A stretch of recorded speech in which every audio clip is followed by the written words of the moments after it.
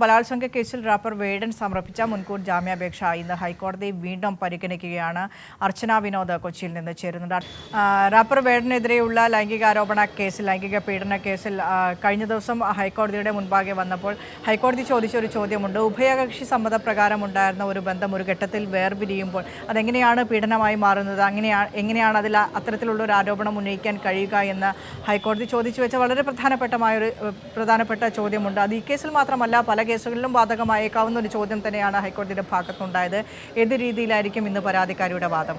Nisha, wrapper വേടനെ സംബന്ധിച്ച് ഇന്ന് ഏറെ നിർണായകമാണ്. കഴിഞ്ഞ ദിവസം ഈ കേസ് പരിഗണിച്ചപ്പോൾ, മുൻകൂർ ജാമ്യാപേക്ഷ പരിഗണിച്ചപ്പോൾ താൽക്കാലികമായി അറസ്റ്റ് തടഞ്ഞിരുന്നു. പ്രധാനമായും ഈ പരാതിക്കാരി രേഖകൾ സമർപ്പിക്കാൻ താമസം വേണം, അതായത് കുറച്ച് ദിവസം വേണമെന്നാവശ്യപ്പെട്ടത് പ്രകാരമാണ് കേസ് വീണ്ടും മാറ്റിയത്. തുടർന്ന് ഇന്ന് കേസ് വീണ്ടും പരിഗണിക്കാനായി മാറ്റുകയായിരുന്നു.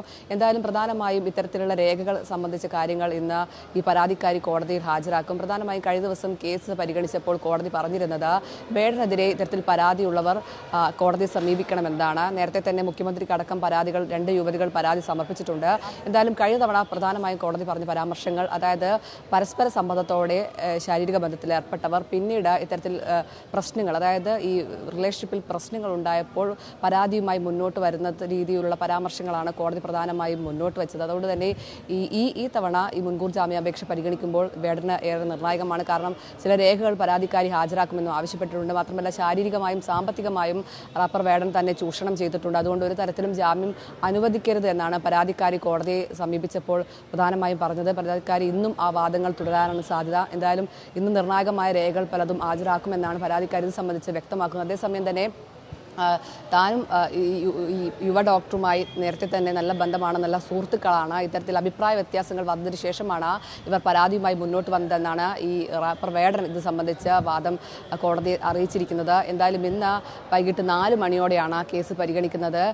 ജസ്റ്റിസ് ബെച്ചു കുര്യൻ അധ്യക്ഷനായ ബെഞ്ചാണ് 4 മണിക്ക് ഈ ഹർജി പരിഗണിക്കുക. എന്തായാലും വേടനെ സംബന്ധിച്ച് ഇന്ന് ഏറെ നിർണായകമാണ്. അതിനിടെ 2 പരാതികൾ കൂടി വേടന് വന്നിട്ടുണ്ട്. മുഖ്യമന്ത്രിക്കാണ് പരാതി നൽകിയത്. അതിൽ അന്വേഷണം തുടരുകയാണ്. യുവ ഡോക്ടർ നൽകിയ പരാതിയിലാണ് ഇപ്പോൾ അന്വേഷണം പുരോഗമിക്കുന്നത്. ഇന്ന് വേടന് ജാമ്യം ലഭിക്കുമോ, അല്ലെങ്കിൽ എന്തായിരിക്കും ഈ കേസുമായി ബന്ധപ്പെട്ട് കോടതി പറയുന്ന കാര്യങ്ങൾ എന്താണ് ഏറ്റവും പ്രധാനപ്പെട്ടത്? എന്തായാലും ഇന്ന് ചില രേഖകൾ ഇതുമായി ബന്ധപ്പെട്ട് പരാതിക്കാരി കോടതിയിൽ ഹാജരാക്കാനുള്ള സാധ്യതയുണ്ട്. അത് കോടതി പരിശോധിച്ച ശേഷമായിരിക്കും ഇതിൽ തുടർ നടപടികൾ എന്തായാലും കോടതിയുടെ ഭാഗത്തു നിന്നും ഉണ്ടാകുക. നിഷ.